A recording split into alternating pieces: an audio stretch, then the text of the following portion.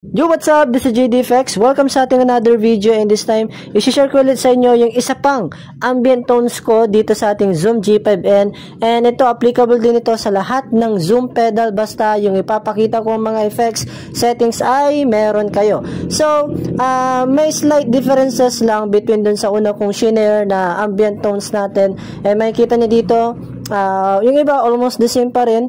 May acoustic simulator tayo in stereo, and may mag-integrate tayo dito, no? So, ipaparinig ko muna sa inyo yung part 2 or yung isa pang shimmer or ambient tones ko dito sa ating Zoom G5N. So, ganito yung sounds niya.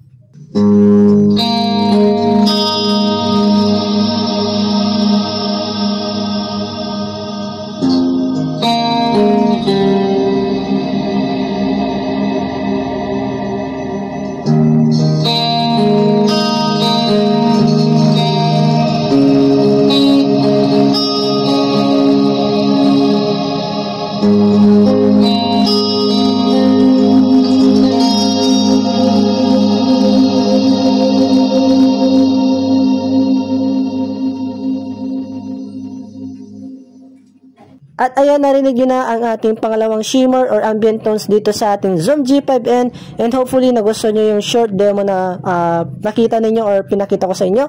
And ito na yung settings natin. So papakita ko na meron tayong pedal volume. Ito, nilagay ko to or ginawa ko to for expression pedal.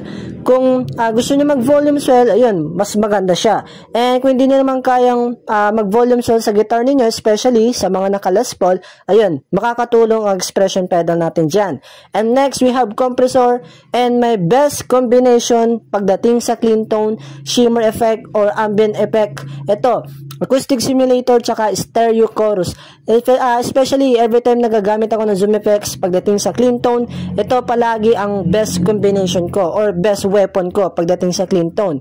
And lastly, we have the particle reverb. Isa rin to sa mga pinakamagandang reverb ko na palaging ginagamit pagdating sa mga shimmer or ambient tones. And ayun lang, hanggang dito lang video natin. Hopefully nagustuhan nyo itong free preset natin na pagdating sa ambient and shimmer natin. And again, this is JDFX, and keep rock on. Let's go!